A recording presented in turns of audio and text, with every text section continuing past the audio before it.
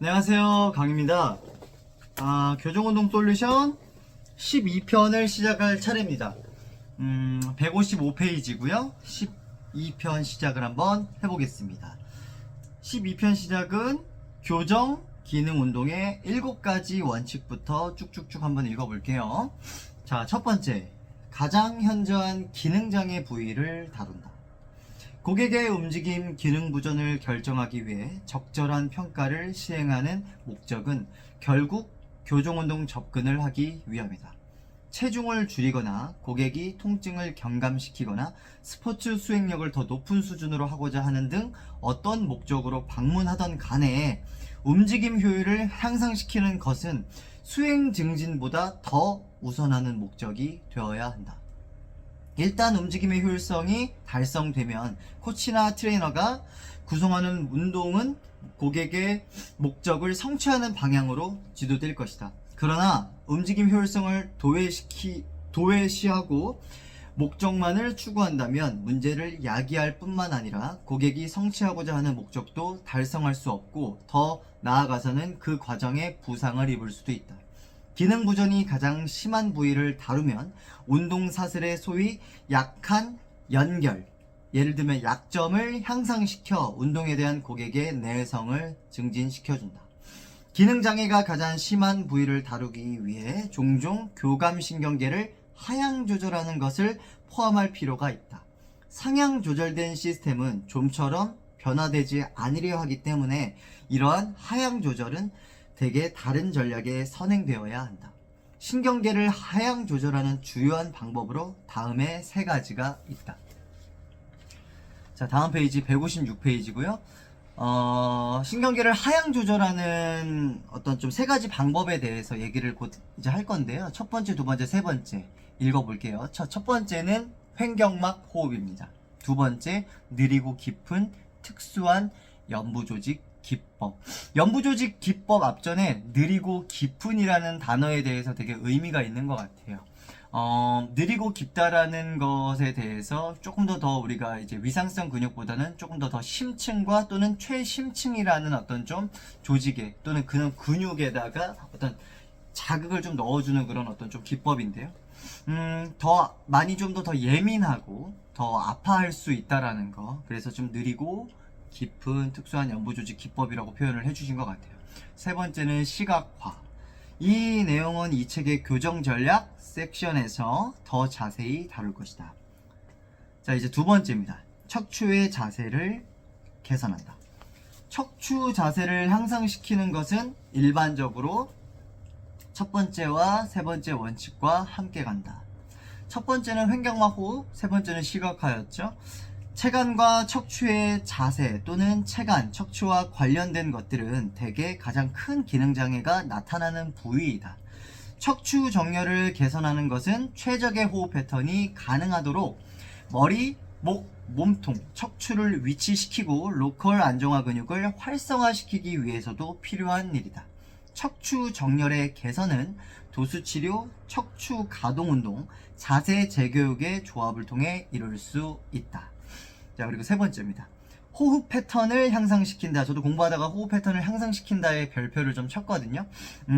에반 오사르 선생님께서 어떤 기능 부전 패턴의 고객들을 다시 또 좋은 어떤 기능을 되살리기 위해서 우리가 처음부터 접근해야 되고 시도해야 되는 좀 더 어떤 처음에 대한 목적을 더 주려고 하는 치료적인 프로세스들을 말씀을 해주실 때 첫 번째로 호흡을 되게 많이 중요하다고 말씀을 하고 있잖아요.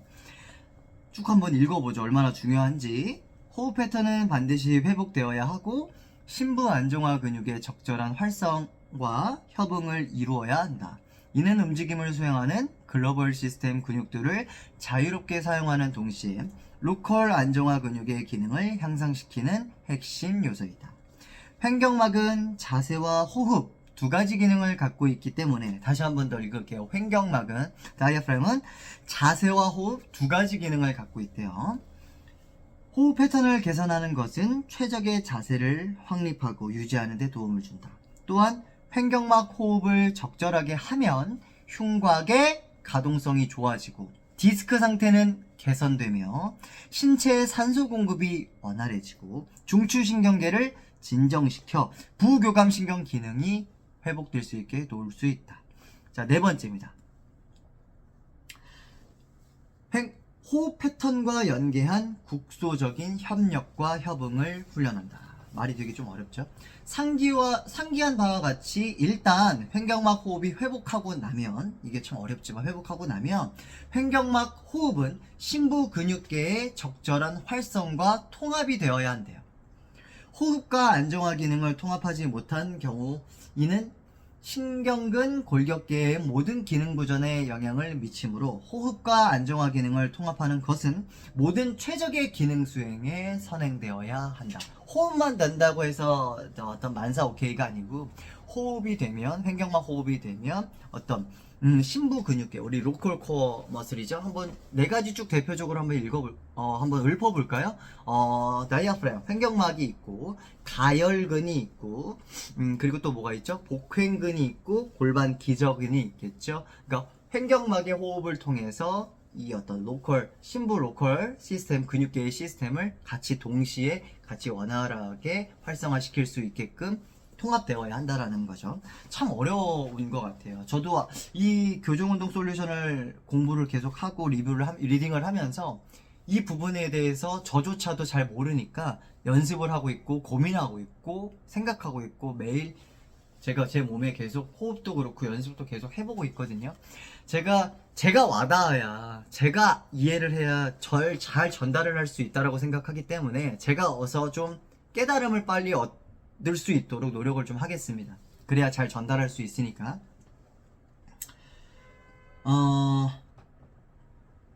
자, 다섯 번째입니다. 견봉 상완 관절과 대퇴관골 관절의 분리작용에 따른 견갑골과 골반 근위부 안정화 훈련을 한다. 일단 고객이 몸통과 척추를 적절하게 안정화시킬 수 있게 되면 그 다음에는 견봉 상완 관절과 대퇴관골구 관절에서 어깨와 고관절의 분리작용을 수행할 수 있도록 진전되어야 한다. 견갑골과 골반의 근위부 안정성을 획득하는 것이 필요하며 이는 고관절과 어깨관절의 분리보다 선행되어 지속되어야 한다. 때때로 견봉상완 관절과 대퇴관골구 관절의 분리를 제한하는 로컬 또는 글로벌 안정화 근육의 상향 조절을 해결하기 위해 상완골을 견갑골에 대해, 대퇴골을 관골구에 대해 이완시키기 위한 연부조직 이완 기법을 시행할 필요도 있다. 일단 상완 완화, 관골구와 별도로 상완골두와 대퇴골두의 분리가 일어날 수 있게 되면 고객에게 이 부위의 적절한 운동 조절을 교육한다. 무슨 말씀인지 혹시 지금 바로 제가 다섯 번째 파트를 읽으면서 이해가 가시나요? 적절한 어떤 분리작용이 이루어져야 하고, 그 분리작용이 이루어지기 위해서 상완 GH 관절이나 또는 어떤 FA 관절에서 대퇴관골구 관절에서 관절 상완 관절에서 어떤 분리작용이 일어나야 되는데, 얘는 어떤 이런 애들을 잡고 있는, 이런 대퇴골두나 상완골두를 잡고 있는 어떤 안정화 근육들, 로컬 근육들이 좀 뭔가 과활성화가 돼 있거나 항진이 돼 있거나 어떤 위축이 오거나 좀 근육에 타이트한 뻣뻣함이 있으면 깊은 연부조직 기법을 이용할 수 있다라는 거. 팔페이션, 촉지, 그런 어떤 좀 기법을 이용해서 어떤 딥 티슈 마사지를 좀 해줄 수 있다라는 거. 자, 여섯 번째입니다. 기초적인 움직임 패턴을 통합시킨다. 일단 고객이 횡격막 호흡을 하면서, 참 계속 횡격막 호흡을 하면서 이렇게 되게 쉽게 얘기하는데 횡격막 호흡하는 거 어렵습니다. 정말 어렵고요. 굉장히 천천히 집중하면서 해봐야 됩니다. 근데 이제 이런 어떤 집중의 연습이 나중에는 내가 의식하지 않고도 자연스럽고 우아하게 될 수 있게끔 만들어야 되잖아요. 어렵습니다. 일단 고객이 횡격막 호흡을 하면서 근위부를 안정화시키는 방법과 운동사슬의 적절한 부위를 통해 분리시키는 방법을 배우고 나면 이들을 스쿼트, 런지, 밀기, 당기기, 회전, 보행과 같은 기초적인 움직임 패턴으로 통합할 수 있다라고 얘기를 했는데, 이거 기초적이지 않잖아요. 어떻게 스쿼트, 런지, 밀기, 당기기, 얘를 회전, 로테이션, 뭐 보행 진짜 어려운 거고 잘 걷는다라는 이런 기초적인 움직임 패턴을 통합할 수 있다. 그냥 이렇게 크게 큰 카테고리에서 이렇게 말씀을 하셨는데 이런 것들은 진짜 어려운 복합적인 운동들이죠. 고객은 패턴으로 진행해 나가면서 움직임 조절을 하는 동시에 적절한 수준에서 안정화 작용과 분리 작용을 협응할 수 있어야 한다. 이것들이 다 고객이 또는 운동하고자 하는 그런 사람이 대상이 인지가 정확하게 돼야 된다라는 거. 근데 인지에 대한 학습이 굉장히 어렵잖아요. 항상 이 책에는 항상 이 어려운 것들을 항상 좀 되게 쉽게 써놓다 보니까 막상 이게 우리가 이거 실질적으로 해보면 어려운데 이렇게 읽으면 그렇구나 이렇게 이제 쭉쭉쭉 지나갈 수 있는 부분들이에요. 근데 이거 다 해봐야 돼요. 다 해봐야 돼요. 제가 지금 책을 읽고 있고 이 공부를 저희가 같이 하고 있지만 이 공부라는 그런 어떤 좀 부분들이 내가 나한테 이해로 이렇게 다 다가오기 위해선 내가 계속 해봐야 되고 계속 되뇌어 봐야 되고 계속 고민해야 됩니다. 이제 이거 협응할 수 있어야 한다고 하고요. 안정화 작용과 분리 작용. 고객이 자신감이 생기고 패턴에 익숙해져감에 따라 부하, 어떤 외력, 외력, 무게, 스피드, 가속, 안정성 요소들을 각각 추가할 수 있다. 그렇대요. 자, 7번째. 마지막이죠. 작업이나 스포츠 단계로 발전시킨다. 고객을 직업, 여가 스포츠 일상의 동적 활동으로 나아가게 하는 것은 교정 운동과 움직임 발전의 최종 단계이다. 스피드, 부하, 움직임 같은 활동의 특정한 요구사항들은 고객이 기능적 요구사항 중 관절 중심화 작용, 운동 조절, 움직임 효율을 유지하는 법을 배워감에 따라 추가될 수 있다. 지금은 157페이지입니다. 자, 교정 운동의 3가지 핵심 개념을 읽어보겠습니다. 자, 첫 번째, 눕는 자세와 엎드린 자세의 활용입니다. 이 책에서의 교정 운동 접근을 연구하며 제기되는 일반적인 질문 중 하나는 그 많은 교정 패턴들을 보다 기능적인 곧게 선 자세가 아닌 눕거나 엎드린 자세에서 수행하느냐 하는 것이다.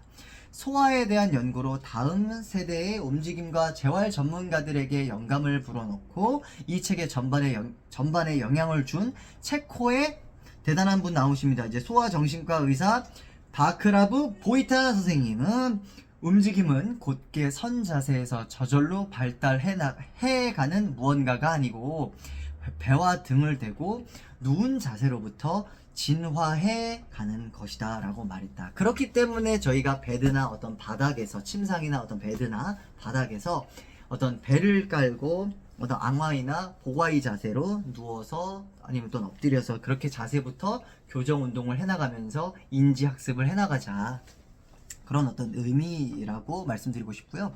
이 책에서 소개하는 많은 교정 전략들은 반사운동에 대한 보이타의 연구와 콜러의 성인 재활에 대한 동적 신경근 안정화 접근을 채택하고 변형한 것들이다. 이 두 분의 영향이 크다라는 거죠. 두 접근법 모두 소아를 대상으로 한 연구를 통해 형성되었고 소아의 발달 지표와 연계한 기초적인 움직임 패턴을 회복하고자 하는 시도였다. 이러한 패턴들은 중추신경계에 이식되어 있어 특히 눕거나 엎드린 자세를 통해 그리고 특정한 자극 포인트를 통해서 접근할 수 있다고 생각되며 몸이 선천적으로 익숙하지 않은 자세를 억지로 취하는 것보다는 근육 활성 전략들이 더 이상적인 시작점이라 여겨진다. 게다가 성인에게서 관찰되는 많은 기능부전 자세나 패턴들은 대뇌마비를 비롯한 많은 신경학적 상황에서 보이는 패턴의 발현으로 생각된다. 대개 굴곡근과 내외전근의 톤의 증가, 신전근과 외외전근의 톤의 감소, 체간 안정성과 호흡 패턴의 부전은 성인 정형외과 고객의 경우 일반적으로 더 큰 적응력과 더 나은 보상 전략을 갖고 있다는 큰 차이를 제외하고는 소아와 성인 모두에게서 보편적으로 나타난다. 눕거나 엎드린 자세는 습관이나 보상에 의해 개발된 보상 효과를 배제함으로써 고객이나 환자들의 심부 안정근 활성과 관절 중심화 작용을 도울 수 있다. 더욱이 많은 고객들이 비교적 인상적인 근력을 발휘하거나 높은 수준의 여가적, 직업적 수행을 함에도 불구하고 그들은 그러한 활동들을 최적의 운동 패턴보다는 대체 패턴으로 수행하는 경우가 많다. 눕거나 엎드린 자세에서는 고객이 대체나 보상 패턴의 개연성을 최소화하면서 이상적으로 움직임을 컨트롤할 수 있다. 이 자세들은 또한 임상가나 트레이너들이 그들의 고객에게 곧게 선 자세에서는 일반적으로 부족하거나 결핍되기 쉬운 머리, 목, 몸통, 골반에 대한 운동 감각적 피드백을 제공하는 데 도움이 된다. 이 자세에서는 또한 임상가나 트레이너들이 고객을 활성화시키는 전략을 적용하기가 훨씬 쉽다. 그러나 궁극적인 목표는 항상 고객들을 직립 자세로 진전시키는 것이며, 시작은 누워서 엎드려서 할 수 있겠지만 궁극적으로는 직립 자세로 만들어서 우리가 가르쳐드리는, 우리가 고객을 어떤 지도하는 그런 어떤 자세나 그런 부분들이 고객이 충분히 혼자서 스스로 인지하면서 수행할 수 있도록 하는 것. 고객이 하위 레벨의 자세에서 획득한 기능적 조절을 직립 자세에서 통합시키는 것이다. 궁극적으로는 일어나서 잘할 수 있게끔 만들어야 된다는 거죠. 왜냐면 우리는 일어나서 생활을 하니까요. 자, 두 번째입니다. 교감신경 톤 감소시키기. 교감신경 톤을 감소시키는 것은 중추신경계를 재프로그램화시키고 더 적절한 움직임 패턴을 회복하는 데 있어 가장 중요한 요소 중 하나다. 때때로 신경계가 상향 조절되어 있고 과항진되어 있을 때 신경계를 재프로그램하고 더 이상적인 움직임 패턴으로 대처하는 것은 매우 어려운 일이며 불가능하기도 하다. 통증, 피로, 스트레스는 모두 부교감신경에 비해 교감신경계의 활성을 매우 많이 자극한다. 그러니까 예를 들어서 통증, 피로, 스트레스 이런 부분들이 부교감신경보다는 교감신경의 항진에 더 포커스가 맞춰져 있는 상황이다 보니까 이런 부분들을 제거하는 게 말이 쉽지, 여러 가지 요소가 너무 많다 보니까 쉽지 않잖아요. 이런 얘기들을 지금 하고 있는 거고, 교정운동을 도입하기에 앞서 교감신경계의 활성을 좀 진정시키고 부교감신경의 활성을 상향 조절하는 몇 가지 매우 효과적인 방법들이 있다. 효과적인 방법들이 있대. 한번 읽어볼게요. 자, 첫 번째, 깊은 횡격막 호흡. 계속 호흡에 대해서 얘기를 하고 있고 횡격막 호흡을 계속 강조하고 계시죠, 에반 오사르 선생님께서. 근데 이게 쉽냐고. 이게 어렵죠. 꼭 해내고 말 겁니다, 저는. 그래서 이 공부를 같이 우리가 하고 있는 이 영상을 보고 있는 사람들에게 꼭 도움이 될 겁니다. 마치 누가 시켜서 하는 것 같지만 전혀 누가 시키는 사람은 없고 자의적입니다. 깊은 횡격막 호흡은 부교감신경계를 활성시키고 교감신경 톤을 감소시킨다. 횡격막 호흡은 교정운동 섹션에서 소개될 전략으로 이후 이어지는 모든 단계의 기능적 운동에 통합되어야 한다. 계속 강조하고 계시죠? 자, 두 번째, 평화로운 정경을 시각화. 평화로운 정경을 시각화. 여기가 이제 마치 숲에 있다라고 생각을 하고 참 차분하게 눈을 감고 새소리가 들리고 편안하게 아주 기분 좋은 바람이 살살 불고, 자, 그런 이런 어떤 평화로운 정경을 시각화하는 그런 것도 도움이 굉장히 많이 된다. 부교감신경을 조금 더 톤을 올리는 데 있어서. 혹은 심상화하거나 마음을 고요하게 하는 것 또한 유익하며 횡격막 호흡과 연계하여 긴장을 감소시키고 신경계를 진정시키는 데 활용될 수 있다. 가벼운 터치, 라이트한 터치라고 얘기를 하는 거죠. 뭐 예를 들면 루피니 소체, 고유 수용성 감각에서부터 루피니 소체와 간질 수용체, 어떤 우리가 고유 수용기들이 몸에 굉장히 많이 분포되어 있는데 그런 어떤 수용기들 중에 루피니 소체, 뭐 파시니 소체, 뭐 간질 수용체 이런 부분들을 자극을 조금 좀 가볍게 좀 해주면 교감신경 톤이 감소하는 것으로 여겨진다. 예를 들어서 우리가 어떤 깊고 딥한 어떤 조직을 터치하는 것보다는 가볍게 뭐 예를 들어서 뭐 이런 것들이라고 생각할 수 있죠. 우리 어머니들이 저희 어렸을 때 엄마 손이 약손이다 배 가볍게 이렇게 살살 이렇게 마사지 해주고, 그쵸? 그런 부분들이라고 조금 좀 이해를 해주시면 좋을 것 같아요. 근막 이완법은 고객이 현재 고수하고 있는 보상 전략을 해소하는 매우 가치 있는 전략이다. 근막 이완법. 가치 있는 전략이래요. 자, 세 번째입니다. 신체 인지를 향상. 규칙적으로 운동을 하는 고객들마저도 신체 인지가 떨어지는 경우가 많다. 태극권, 기공, 펠덴크라이스 나오네요. 요가와 같은 수행에서는 몸에 대한 인지가 일반적인 부분이지만 더 힘들고 더 빠르고 더 강한 접근을 강조하는 현대의 트레이닝 방법론에서는 대개 신체 인지를 개발하는 것과는 동떨어진 방향으로 인도한다. 활동 중 불편감은 뇌의 집중력보다 우세하기 때문에 통증과 피로는 고객의 감각과 신체 인지를 둔화시킨다. 자신의 신체에 대한 인지와 실제 신체에서 일어나고 있는 일 사이의 괴리감은 휴대용 음향기기, 컴퓨터, 텔레비전 같은 지속적인 자극뿐 아니라 통증을 경감시키는 진통제로 인해 더 심화된다. 기술력이 향상되고 식이 자극, 카페인, 니코틴, 담배, 카페인, 커피 등에 대한 의존이 더 커지고 신체 인지를 제고시키는 신체 활동의 정도와 유형에 대한 주의가 떨어지면서 고객은 점점 더 자신의 신체와 분리되고 있다. 인지는 교정운동 접근의 핵심 요소 중 하나며 이 연습은 모든 운동 단계에서 성실히 수행해야 할 부분이다. 다니엘 코일은 그의 책에서 심화훈련의 3가지 법칙 중 하나로 느끼는 것을 배워라 라는 항목을 기술했대요. 느끼는 것을 배움으로써 고객은 자신의 신체와 더 깊은 대화를 할 수 있고 현재의 패턴을 더 잘 인식할 수 있으며 수행 능력을 최적화하는 데 필요한 변화들을 더 잘 대체할 수 있다. 고객의 인지를 향상시키는 것은 시각적, 언어적, 운동 감각적 지식뿐 아니라 특정한 시각화, 심상화 기법을 통해 더 잘 성취될 수 있다. 159페이지입니다. 교정운동 학습 요소. 교정운동에서 최적의 움직임 패턴을 개발하기 위한 학습 요소들이 종종 간과되고 있대요.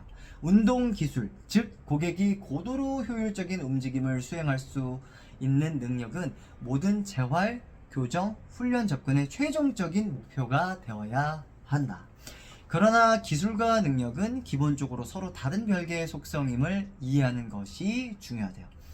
능력은 개인이 타고난 잠재력으로, 이거 되게 집중해서 들어주십시오. 한번 들어보세요. 능력은 개인이 타고난 잠재력으로 훈련이나 컨디셔닝으로 변하지 않는 것이다. 이게 이 능력이라는 것은 보통 우리가 운동선수들이 보통 가지고 있는 어떤 특정한 개개인의 고유적인 어떤 신체 능력치라고 얘기를 하고 있는 거예요. 지금 이 부분은. 그래서 이 부분이 어떤 훈련이나 컨디셔닝으로 변하지 않는 것이래요. 기술은 연습으로 개발될 수 있는 것으로 고객은 그들의 능력과 상관없이 기술을 개발시킬 수 있대요. 고객의 능력과 상관없이 교정운동의 목표는 항상 고객의 기술을 향상시키도록 돕는 것이다. 그러니까 누구나 다 할 수 있다는 거예요, 지금. 기술을 향상시키기 위해 중요한 요소는 고객이 이상적인 안정화와 움직임의 패턴을 익힐 수 있는 능력을 증진시켜주는 것이다. 모든 사람은 각자 다른 수준에서 배우며 모든 기술은 각각 독특한 과제를 부여하므로 학습 커브라는 개념이 생겨났다. 단계들 사이에 겹치는 부분이 있기는 하지만 모든 개개인은 학습 절차 중에 특정하고 구분된 단계를 거쳐간다. 이들 단계들은 모든 새로운 기술의 학습 절차에서 구체적인 순차적 단계로 구두 인지 절차, 운동 절차, 자동 절차로 구분된다. 구두 인지 단계. 여기에서 개인은 친숙하지 않은 과제로 안내되어 그에 대한 일반적인 이해를 발전시키게 된다. 분석을 해주고 기본적인 기술을 개발하며 고객의 동작과 결과에 대해 운동 감각적 피드백을 제공하는 것은 물론 과제에 대해 고객에게 보여주고 말해주며 생각하도록 하는데 많은 시간을 보내게 된다. 이 단계에서의 움직임 패턴은 그다지 협응되지 못하고 때로는 조약이 아니라 조악하게 보일 수 있다. 이 단계에서 보내는 시간은 꽤 빨리 지나가며 일반적으로 기술 레벨에서 큰 비약을 동반하는 경우가 많다. 두 번째는 운동 단계이다. 이 단계 동안에 개인은 움직임의 기초적인 뉘앙스를 습득하고 자신의 실수를 확인할 수 있으며 보다 지속적으로 바람직한 움직임을 수행할 수 있게 된다. 고객은 보다 정교한 기술을 시전할 수 있으며 움직임은 보다 부드럽고 효율적이 된다. 이 단계는 과제의 복잡성이나 또는 고객이 향상을 위해 투자하는 노력에 따라 수개월에서 수년 동안 지속될 수 있으며 꽤 긴 시간 지속될 수도 있다. 마지막 단계는 자동 조절 단계. 이 기간 동안 개인은 의식적인 생각이 거의 필요 없을 정도로 움직임이나 동작에 숙련된 상태에 도달하게 된다. 이 기간은 개인이 끊이지 않고 더 오랜 시간 동안 과제를 수행할 수 있을 뿐 아니라 자신의 움직임에서의 결함을 인지하고 교정할 수 있는 움직임의 정교화 단계라 할 수 있다. 교정운동의 목적은 고객이 자신의 기능적 혹은 업무에 특정된 목표에 대해 마지막 단계까지 이루도록 하는 데 있다. 만일 새로운 기술을 배우는 데 있어 더 좋은 능력이나 내적 역량을 가진 사람이라면 이러한 단계들을 더 빨리 진행하게 될 것이다. 개인의 어떤 능력 차이들이 있겠죠. 목표는 고객이 단계를 얼마나 빨리 쭉쭉쭉 진도를 나가느냐가 중요한 게 아니라 고객이 자신에게 가장 적당한 페이스대로 발전해 나갈 수 있도록 양질의 교육을 제공하는 데 있다. 자, 160페이지고요. 학습의 특수성입니다. 학습의 특수성은 개인이 수행하고 있는 환경과 움직임 패턴을 가장 짧은 과업과 연관된다.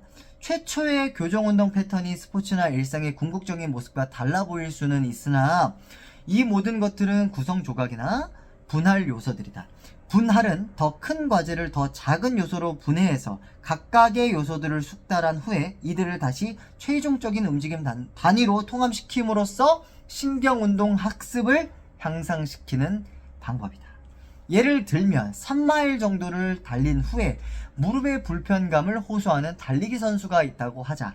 달리기 평가를 하는 동안 트레이너나 치료사는 선수의 흉요추부 신전이 증가되어 있고 무릎 통증이 있는 쪽에 트렌들렌버그 보행 양성 반응이 있으며 체간의 회전이 감소되어 있는 것을 관찰할 수 있다. 이 고객에게 이 모든 각각의 요소들에 집중하도록 하기보다 트레이너나 치료사는 달리기 패턴을 다음과 같은 요소들로 분할할 수 있다. 궁금하네요. 들어볼까요?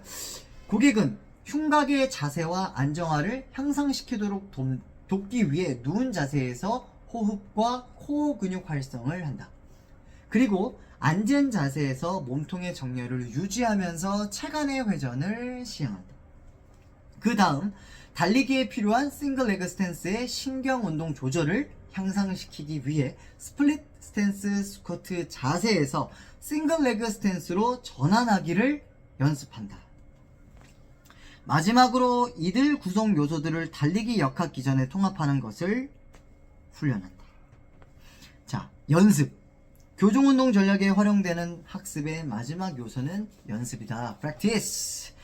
고객이 같은 기술을 반복해서 하는 맹목적인 연습은 수행 능력 면에서는 즉각적인 이득이 있다. 예를 들어 어떤 고객이 몇 세트의 스쿼트를 연속적으로 시행하면 각 세트를 훨씬 더 잘할 수 있게 된다. 그러나 무작위적인 방법으로 각각 다른 기술 세트를 무작위로 시행하면 더 좋은 학습 결과를 낳게 된다.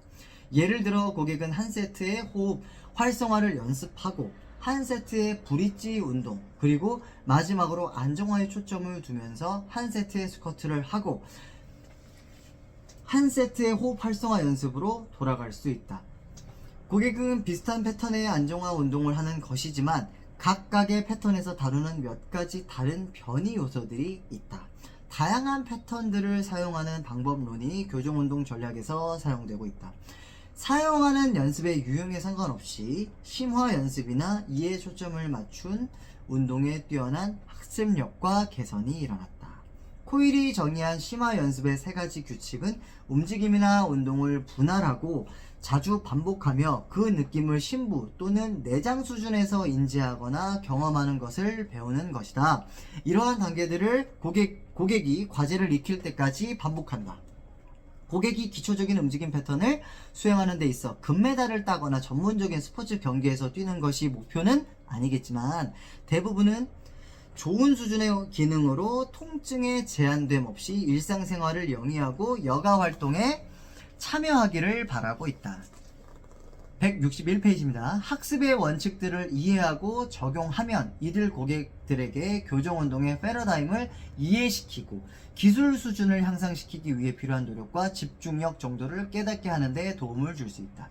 또한 재활이나 교정운동 과정에서 자신이 배웠던 교정을 강화하고 즐기게 하기 위해 일정한 숙제가 필요하다라는 사실을 교육하는 데도 도움이 된다. 161페이지 위쪽에 성공의 열쇠 한번 읽어볼게요. 기술의 개발, 정말로 연습을 통해 완벽해지는가? 어렸을 때부터 부모님, 선생님, 코치들은 연습을 통해 완벽해진다는 생각을 신봉해왔다. 그러나 이러한 생각이 정말로 기술을 향상시키는 데 도움이 될까? 이러한 생각은 최근 신경을 둘러싸 보호해주고 전도 속도를 높여주는 수초 마이엘렌에 대한 연구를 통해 이견이 제기되고 있다. 기술은 신경회로를 감싸고 특정 신호에 의해 성장하는 수초의 전련화이다. 그래서 누군가 더 열심히 노력할수록 이러한 신경 연계가 개발되는 능력은 더 좋아지게 된다. 기술 회로가 적절히 발현되도록 하기 위해서는 당연히 회로를 최적화한 선에서 발현시켜야 하고 실수를 하고 그 실수에 주의를 기울여야 하며 스스로 그 회로를 천천히 교육해야 한다. 사실을 말하자면 연습이 수초를 만들고 수초가 완벽함을 만들어내는 것이다. 코일 선생님이 하는 얘기입니다. 자, 코일의 책에는 움직임 패턴을 향상시키는 교정운동의 패러다임을 소개하는 세 가지 핵심적인 개념이 소개되어 있다. 첫 번째, 고객의 실수는 허용되어야 한다. 당연하다라는 거죠. 고객이 자신의 움직임 패턴을 인지할 수 있도록 해서 그 실수를 확정하고 내가 틀렸네? 하지만 그게 틀린 거에 대한 것을 인지하고 확정하고 교정할 수 있는 전략을 제시해 주어야 한다. 훈련은 이들 수초 연계가 최적으로 개발되도록 하는데 초점을 맞추고 집중해야 한다. 자, 밑에입니다. 근육 활성 전략. 움직임 패턴을 향상시키기 위해서는 적절히 기능하고 통합된 시스템이 필요하다. 교정운동 중 기능 부전 움직임의 가장 큰 원인 중 하나이자 과제는 muscle inhibition이다. 근육 억제이다. 근육 억제가 있으면 신체는 특정한 기능 부전 근육을 협력근으로 과활성으로 대처한다. 별표 쳤습니다, 저. 코가 왜 이렇게 가렵죠? 죄송합니다. 예를 들어 견갑골 하강에 대해 하부 승모근의 억제는, 자, 다시 한번 더 읽을게요. 예를 들면이에요. 견갑골 디프레션에 대해 하부 승모근이 기능을 제대로 못해요. 억제가 돼 있어요. 이는 이렇게 된다면 광배근이 대처할 수 있다라는 거. 이 날개뼈 견갑대를 아래쪽으로 내리는 디프레션 역할을 하부 승모근의 역할을 해주는데, 이렇게 해주는데 이 역할을 하부 승모근이 억제가 돼 있다면 광배근이 대처할 수 있다라는 거. 하지만 대처가 됐어요. 광배근이. 조건이 있겠죠. 조건이. 야, 네가 일을 못하니까 내가 할게. 대신 조건 있다. 조건이 항상 붙어요. 그죠? 조건을 들어볼까요? 광배근이 이 작용을 수행하게 되면 또한 견갑골을 하방회전시키고, 왜냐면 날개뼈 아래쪽 하각을 광배근의 상부 섬유가 이렇게 주행하죠. 옆쪽으로 가로선을 이렇게 가로로 주행해서 상완골 안쪽에 붙겠죠. 인터서커스 면에. 그래서 광배근이 수축하면 하방회전, 뭐가 좋은 게 없네요. 하방회전 약간 전인시키게 된다. 하방회전 약간 전인시키게 된다. 하방회전 약간 전인시키게 된다. 그럼 이렇게 되는 거죠. 자, 이렇게 되어 있습니다. 위쪽 삼각이고 하각이에요. 약간의 하방회전, 전인시키게 된다. 이렇게 되겠죠. 그러면 이렇게 되면 양쪽이 이렇게 돼 있다고 생각을 해보십시오. 이렇게 약간. 그러면 등이 이렇게 돼 있지 않을까요? 이렇게 누워있을 때 우리 등이 이렇게 돼 있지 않을까요? 이렇게. 그렇죠. 그러니까 날개뼈가 뒤쪽으로 살짝 모이면서 하방회전 되면서 이렇게 돼 있지 않을까요? 이렇게. 네, 이렇게. 자, 이는 견갑골을 상방회전시키고 후방을 기울이는 하부 승모근의 기능과 정확하게 반대가 된다. 정확하게 반대가 된다. 근육의 협응 관계에서 이러한 변화는 기능적 움직임 패턴 동안에 견갑 흉부 관절을 기능적으로 안정화시키는 능력에 영향을 주게 된다. 이전에 설명했던 또 다른 흔한 예로는, 자, 대둔근의 억제로 인해 햄스트링을 위주로 하는 고관절 신전 협력근이 과활성화되는 경우가 있다. 이러한 상황에서 고객은 기능적으로 일정 기간 계단을 오르거나 운동 시간에 스쿼트를 할 수는 있겠지만, 이러한 대체 패턴이 오래 지속되면 고객의 관절 기능 부전을 야기하게 된다. 대둔근의 종지부는 회전축에 더 가깝게 위치하기 때문에 대퇴관골구 관절의 이상적인 회전축을 유지하는 데 더 효과적이다. 지금 이 얘기 우리가 앞에 공부하고 왔죠. 뼈에 바로 가까운 조직과 또는 뼈에 바로 먼 쪽 조직들이 같은 어떤 신전의 기능을, 지금 햄스트링과 대둔근이 신전의 기능을, 힙 조인트를 신전의 기능을 하고 있지만 대둔근은 힙 조인트의 최적의 위치, 관절 중심화 작용을 해주지만 햄스트링은 어떻게 대퇴골두를 앞쪽으로 전방 활주시키려고 하는 어떤 방향성을 갖고 있다. 이런 부분들이죠. 똑같은 기능이지만 이런 얘기입니다. 자, 또 얘기가 나오죠. 햄스트링은 회전축 근처에 위치하지 않으므로 고관절을 신전할 때 햄스트링이 활성화되면 대퇴골두를 전방으로 이동시킨다고 또 얘기를 하죠. 교정운동 시 억제된 로컬 안정화근을 개선시키지 않게 되면 이런 패턴을 개선하기보다는 지속시키게 된다. 꼭 고치고 가야 돼요. 꼭 해결하고 가야 됩니다. 문제를 해결하고 가야 돼요. 이게 비슷한 얘기예요. 갑자기 생각나는데, 우리가 사람들이 관계 형성을 하다 보고 사람들과 이제 부딪히고 보고 막 더불어 살다 보다 보면 말 한마디나 사소한 거에 굉장히 상처를 입죠. 그것들이 한 번은 괜찮은데 그것들이 계속 빈번하게 쌓이게 되면 그 부분 계속 짚고 가야 돼요. 짚고 가야 되지 않으면 아예 관계가 아예 틀어져 버리는 거예요. 시작점은 사소한 거였는데 사실은. 그런 얘기랑 비슷한 맥락입니다. 그죠? 그렇게 들리지 않나요? 자, 또한 모든 억제된 근육들은 해당 근육을 먼저 활성화시키지 않은 상태에서 이를 포함한 기능적 움직임 패턴을 수행할 때 교정운동에 잘 반응하지 않는 성향이 있다. 억제된 근육을 포함하는 운동을 하면 강한 협력근만을 강화시켜서 움직임 기능 부전을 지속하게 된다. 이 때문에 기능적 근육 검사를 포함하는 온전한 평가를 시행하고 발견한 억제된 근육들의 활성을 증진시키는 전략을 수립해야 한다. 또한 억제된 근육을 다시 기능적 움직임 패턴에 통합시키기 전에 고립 움직임을 먼저 시행해야 된다. 고립 움직임을 먼저 시행해야 된다라는 이유 자체가 고객이 억제된 근육 자체를 쓸 수 있는지 없는지에 대해서 확실하게 인지를 하고 통합돼야 된다라는 거, 움직임에 대해서, 기능 움직임에 대해서. 협력근들 사이의 균형을 회복하기 위한 일반적인 전략들이 많이 있긴 하지만 이 책에서는 억제된 근육을 촉진시키거나 활성시키기 위한 방법으로 다음 4가지 전략을 활용할 것이다. 4가지 전략은 어떤 영상이 있나봐요. 영상에서 고안한 시각화, 등척성 수축, 촉진, 호흡으로 각각의 내용은 이어지는 장에서 논의할 것이다. 자, 첫 번째, 시각화. 정신적 상상력을 활용하면 척추 위치와 근육 활성을 인지하는 데 유용하다. 명상, 요가, 마사지에서는 시각화 기법을 보편적으로 사용해왔지만 이들 이외의 영역에서도 근육 활성을 향상시키기 위한 시각화 기법 또는 가이드된 심상 기법이 점차 대중화되고 있대요. 사실 시각화는 춤, 펠덴크라이스, 알렉산더 테크닉, 필라테스, 지로토닉스와 같은 많은 움직임 영역에서 사용되어 수련생들이 자신의 몸을 통해 움직임을 더욱 충분히 표현할 수 있도록 해주고 있다.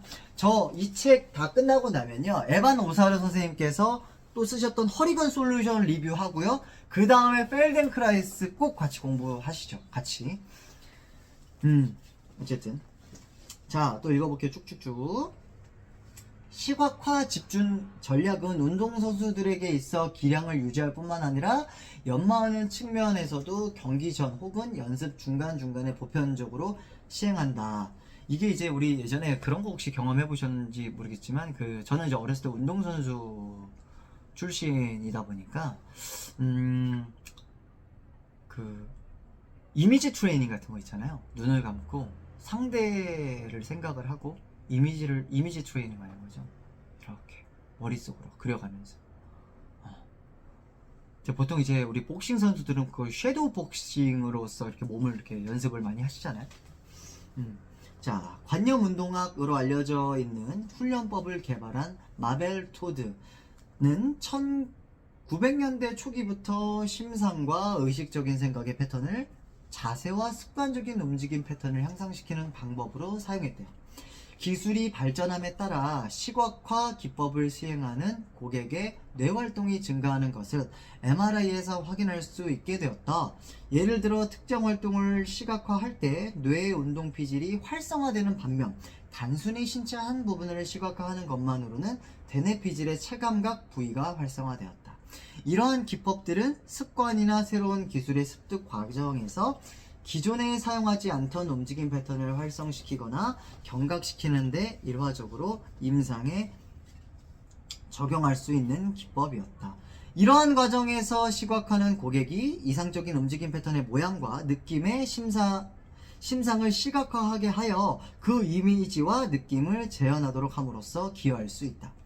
구체적인 시각화와 심상 기법은 운동 감각성, 인지와 특정 움직임 패턴과 연관된 느낌을 개발하는데 필요한 부분이다. 예를 들어 엉덩이 조이기 전략을 보이고 충분한 고관절 굴곡 범위를 가지고 있음에도 불구하고 스쿼트 패턴 중 골반을 고관절로부터 잘 분리해내지 못하는 고객이 있다고 하자. 제가 이런데요. 고객에게 기존에 형성되었던 조이기 전략을 줄이기 위해 그들의 고관절 후방 부위를 이완시키도록 하고, 좀 이완 좀 됐으면 좋겠네요. 자신의 좌골결절을 이완하며 좌우로 펼쳐지게 하면서 고관절 두가 소켓 안으로 가라앉으며 제자리로 돌아가는 것을 시각화하도록 한다. 사실 이 부분에 있어서 제가 부가적으로 설명하고 싶은 포인트들이 되게 많기는 지금 합니다.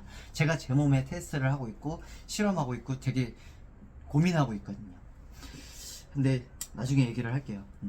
활성화 전략을 향상시키기 위해 시각화를 사용할 때 다른 유형의 구두 지시를 사용함으로써 기대하는 반응을 더 잘 이끌어낼 수 있다. 린다 조이 리는 상상해보세요, 연결해보세요, 활성화시키세요, 늘려보세요 와 같이 심부 안정화 시스템의 사용을 촉진시키는 경향이 있는 지시어를 사용할 것을 제안하고, 해보세요, 쪼이세요, 키가 커지도록 서보세요와 같은 용어가 글로벌 근육 활성화 관련이 있다고 제안하였다. 심부 안정화근을 활성시키는 지시어를 활용하는 것은 교정운동을 하는 동안이나 교정운동을 기초적인 움직임 패턴에 통합시킬 때 기능을 향상시키는 강력한 방법이다. 자, 다음은 이제 등척성 자세. 등척성 수축은 초기 보디빌딩 영역의 개척자의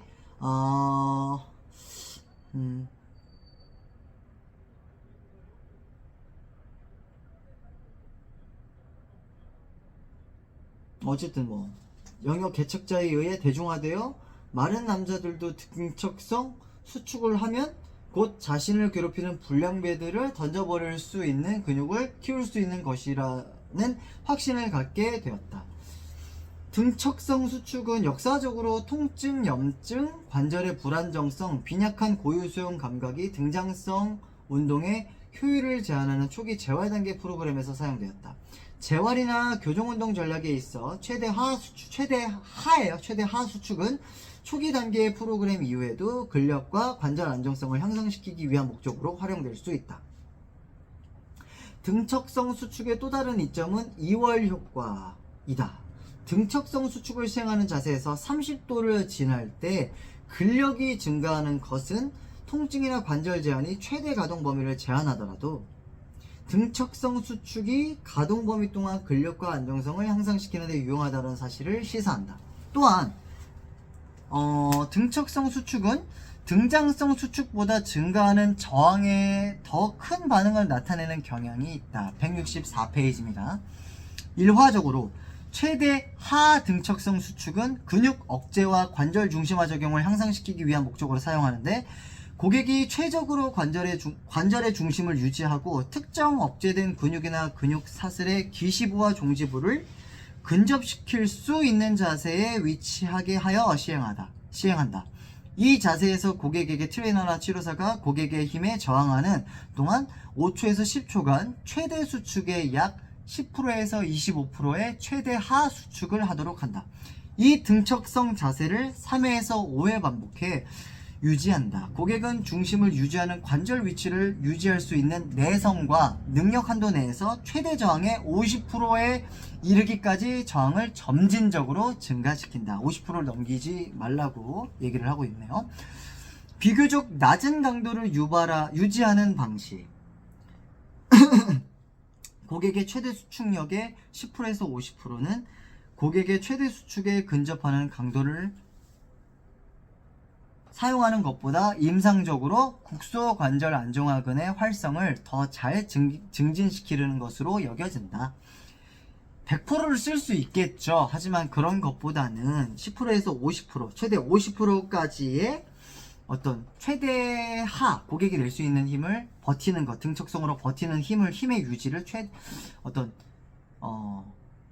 파워를 낸다라는 게 더 낼 수도 있겠지만, 그렇게 거기까지 어떤 컨트롤 하면서 통제한다라는 것 자체가 국소 안정화근의 활성을 더 잘 증진시키는 것으로 여겨진대요. 일단 고객이 최대 수축력의 50%에서 관절의 중심 위치를 유지할 수 있게 되면 다음에 해당 부위의 기초 움직임 패턴을 기능적으로 통합하는 단계로 진전할 수 있다. 등척성 수축은 세션 사이의 교정 운동 또는 더 높은 레벨의 운동을 하기 전에 근활성 전략에서 효과적인 자가 운동으로 활용할 수 있다. 심부 안정화 시스템을 활성시키고 글로벌 움직임 시스템을 통합하기 위한 특정한 자세의 예들이 이 책의 교정 운동 전략 섹션에 수록되어 있다. 자, 다음은 촉진입니다. 촉진. 결합조직치료법의 생리적인 근거는 전 근막조직 네트워크에 걸쳐 존재하는 기계적 수용체, 근막 내 평활근 세포, 자율신경계에 기원한다. 근육 억제의 실체적 치료로서 연부조직 치료의 역할은 잘 알려져 있고 기술되어 있다. 응용근신경학 창시자인 조지 구타트 박사님은 1964년에 이미 기존에 약했던 근육의 기시부와 종지부에 특정하고 강한 마찰 자극을 시행함으로써 근육의 근력이 즉각적으로 개선됨을 발견하였다. 이 기시종지법은 응용근신경학에서 사용하는 최초의 기법이다. 기시종지법에 더해 응용근신경학에서 사용하는 기법으로는 금방추나 골직원 기관을 직접 자극하는 기법이 있다. 근복에 위치하는 금방추 세포에 직접 지그시 압력을 가하여 부착부 쪽으로 당기면 근육이 강해진다. 또한 건 접합부에 위치하는 골직원 기관에 직접 압력을 가하여 근복부 쪽으로 잡아당기면 또한 기존에 약했던 근육을 강화시킨다. 이들 특정한 기법들을 시연하는 것은 이 책에서 다루는 범주를 넘어서는 것이며, 이 주제를 충분히 다루는 많은 좋은 책들이 있어 트레이너와 치료사들이 접할 수 있다. 이러한 기시종지법이나 다른 연부조직 자극기법이 억제된 근육을 활성화시키는 기전에 대해 추가적인 3가지 훌륭한 기전이 있대요. 첫 번째, 기계적 수용체의 가한 진동 자극이 근육 내 톤을 증진시키는 효과가 있는 알파 운동 신경원을 촉진시키는 것으로 알려졌대요. 두 번째, 기시종지부 촉진은 근건 접합부에 위치한 골직원 기관을 자극하여 근육의 톤을 억제하는 골직원 기관의 활성을 감소하는 것으로 여겨진다. 자, 세 번째, 구타트 박사는 약한 근육 작은 결절이 있어 강하게 문지르면, 우리 뭐 예를 들면 근육들을 이렇게 만져보면 뭐가 이렇게 따닥따닥 걸리는 것들이 있잖아요. 그런 부분들을 상상하시면 될 것 같아요. 작은 결절이 있어 강하게 문지르면 기존에 약했던 근육이 강해지는 것을 발견했다. 이들 결절들은 외상에 의한 미세 열상이거나 또는 근육이 골막 부착부로부터 틀어지며 발생한 부위로 생각된다. 이들 결절들을 자극하면 잠재적으로 미세순환을 개선시켜 근육의 치유 과정을 촉진할 수 있다. 기시종지법의 두 가지 추가적인 장점은 근막 간질 섬유를 느리고 깊게 외측으로 자극하는 것이 근막계 내의 기계적 수용체를 자극해서 근육의 톤을 재설정하고 국소 혈류를 개선하는 기능을 함으로써 근막의 유동성과 유연성을 개선한다는 사실이다. 연부조직 기법과 관절 가동수를 특히 더 느리고 더 심부에 적용하는 방식은 근막 요소에 영향을 주고 연부조직의 만성적인 수축에 더 효과적일 수 있다. 이러한 자극은 근근막 섬유를 원래의 길이로 재설정함으로써 기능적으로 근근막 섬유를 신장시키고 잠재적으로는 해당 근육의 수축력을 회복시킨다. 급속타법, 괄사와 같은 다른 촉진 기법도 근방추의 자극을 증가시켜 근육 활성을 증진시킬 수 있다. 심보 안마 같은 마사지 기법 또한 신장 반사를 자극하고 근육의 톤을 늘리는 것으로 알려져 있다.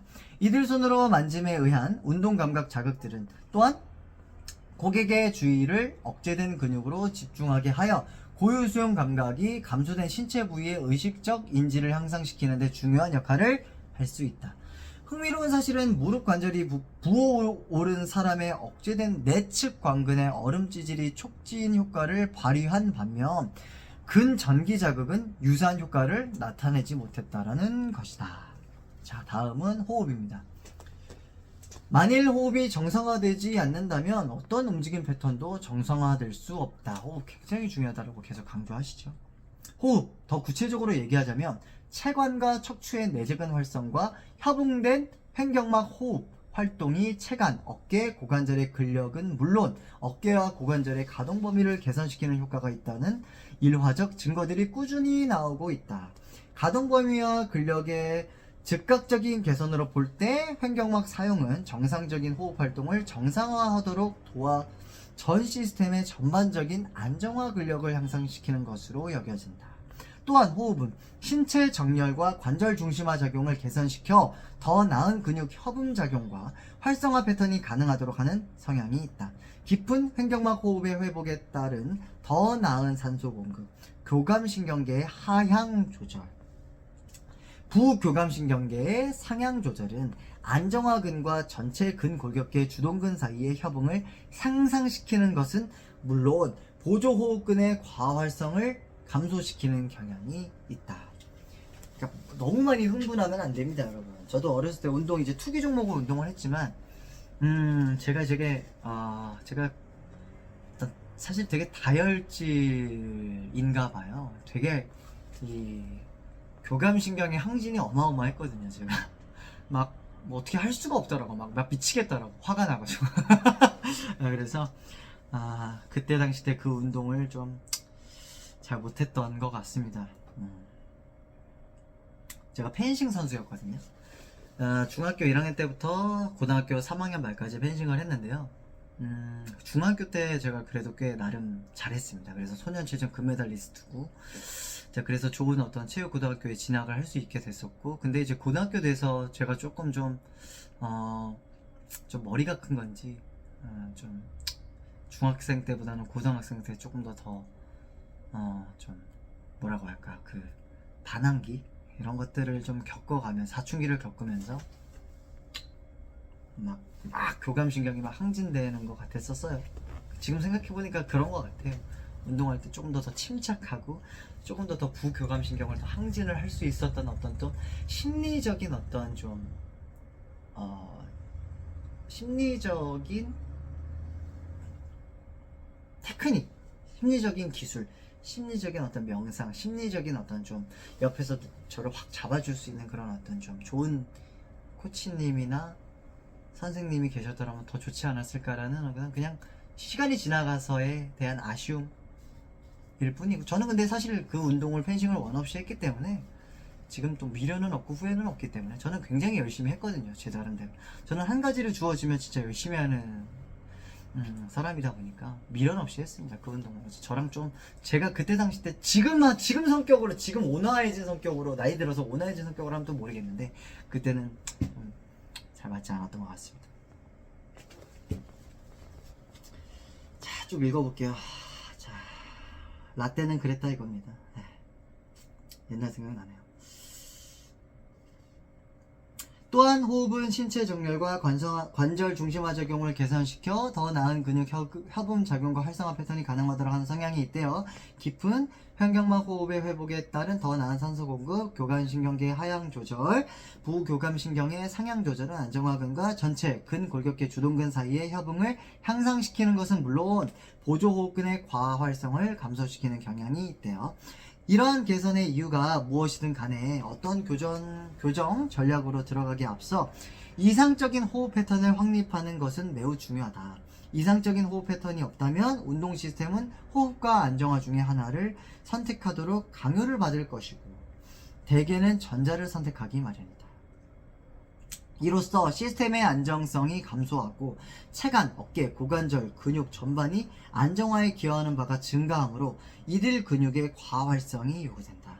단기적으로는 유용할지 모르지만 이 전략은 정신 강직의 원인이자 안정성과 움직임 패턴의 결함을 지속시키는 일반적인 원인이 된다. 호흡을 개선시키는 구체적인 패턴에 대해서는 교정운동 섹션에서 논의할 것이다. 166페이지고요. 스트레칭입니다. 이 책에서 특정한 스트레칭 기법을 다루지 않는다고 해서 고객이 스트레칭을 해서는 안 된다거나 특정한 상황에서 스트레칭을 시행하면 안 된다는 의미는 아니다. 이 책의 요점은 만성화된 관절의 느슨함, 손상된 고유수용 감각, 운동 조절의 변화를 포함하는 움직임 기능 부전의 원인을 확정하는 것이다. 뻣뻣함이란 단지 이들 인자들에 대한 신경학적 반응일 뿐이므로 스트레칭은 움직임 기능 부전의 원인을 개선하거나 변화를 유발하는 데 큰 역할을 하지 못한다. 되게 중요하죠. 집중해 보십시오. 약화, 더 엄밀히 말하자면 근육 억제와 그 결과로서 협력근 대체 현상은 대부분의 움직임 기능 부전과 가동 범위 상실의 원인으로 자리 잡는다. 약화는 신체 정렬과 관절 범위 상실의 기저 원인이므로 근육을 신장시키거나 뻣뻣한 조직에 대한 기법은 재교육과 균형을 이루어야 한다. 조절 능력을 향상시키기 위한 활동과 결합되지 않은 채 스트레칭만을 단독으로 사용하는 것은 가동 범위의 지속적인 향상으로 이어지지 못하고 기능적인 능력을 감소시키는 경향이 있다. 그냥 막연하게 어떤 목적 없이 제대로 된 스트레칭을 하지 않았을 때는 이런 어떤 상황이 일어날 수 있다라는 거예요. 오히려 더 좋지 않은 상황이. 이 책의 그러니까 스트레칭이라는 것도 스트레칭뿐만 아니라 모든 것들은, 모든 요소들은, 모든 테크닉은, 모든 것들은 적절하게 쓰여지고 적절하게 활용돼야 되고 적절하게 할 줄 알아야 된다라는 거예요. 이 책에 스트레칭을 포함시키지 않은 또 다른 이유는 대부분의 고객들이 이를 적절히 시행하지 않기도 하지만, 이거 되게 저는 공감 갔거든요. 이거 저 별표 쳐놨는데, 제가 고객님들에게 선생님 저 혹시 뭐 해야 돼요? 이렇게 또 질문들을 많이 하시잖아. 이런 부분들을 이렇게 집에서 자가적으로 생각날 때마다 좀 해주세요 라는 어떤 구조지시를 내렸어요. 근데 오히려 더 아파온 경우가 많아요. 근데 저희 같이 할 때는 괜찮았잖아요. 지금 어떻게 하셨길래 그러세요? 분명히 저희가 같이 할 때는 이렇게 하는 게 맞아요 라고 확실하게 알겠다 이렇게 하고 갔는데, 집에서 혼자 스트레칭을 하다가 오히려 다쳐온 경우가 있었다라는 거죠. 지금 이 얘기를 책에서 하고 있는 거예요.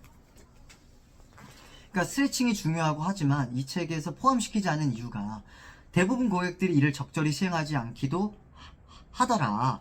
그보다는 기능 부전 움직임 패턴을 변화시키는 데 도움이 되도록 구체적으로 활용하지 못했기 때문이다. 일반적으로 고객이 뻣뻣하다, 불평하는 근육은 대개 불안정성에 대한 반응으로 상향 조절된 것으로 스트레칭에 대해 저항이 덜하다. 사진 한번 보고 올게요. 이렇게 돼 있습니다. 이렇게. 네. 자, 위의 사진에서 더 뻣뻣한 탄성 튜브가 더 탄력적인 튜브보다 덜 늘어나는 모습을 관찰할 수 있다. 이는 햄스트링이 뻣뻣한 고객에게서 이 근육을 스트레칭할 때 일어나는 현상과 유사하다. 고객이 자신의 햄스트링, 더 뻣뻣한 탄성 밴드를 스트레칭하려 할 때 허리, 더 약한 강도의 탄성 밴드가 햄스트링보다 먼저 그리고 더 많이 스트레치된다. 이로써 허리는 더 불안정해지고 햄스트링 긴장은 지속된다. 만일 교정 전략이나 컨디셔닝 프로그램의 일환으로 스트레칭을 사용하고자 한다면 반드시 억제를 유발하는 잠재 원인을 감소시키기 위한 활성화 전략과 함께 같이 이루어져야 된다. 여러분 고객들 중에 햄스트링 굉장히 타이트하신 남성분들을 상상해 보십시오. 예를 들어서 이런 거예요.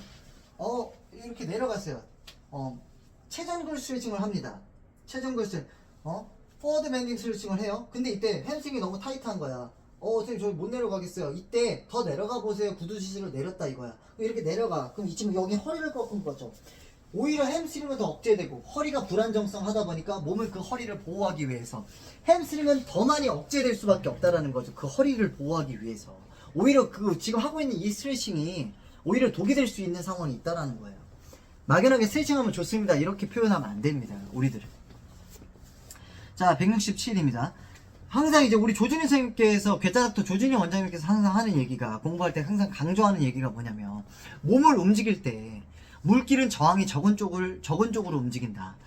우리가 뻣뻣한 조직과 유연한 조직이 있다면 보통은 우리가 뻣뻣한 조직이 다칠 거라고 생각하는데 그렇지 않다. 뻣뻣한 조직은 잘 늘어나려고 하지 않거니와 유연한 조직을 더 많이 쓰면서 우리는 움직이려고 하기 때문에 오히려 유연한 쪽 조직이 더 다칠 수 있다라는 거 지금 여기서 얘기하고 있는 그런 부분들인 것 같아요.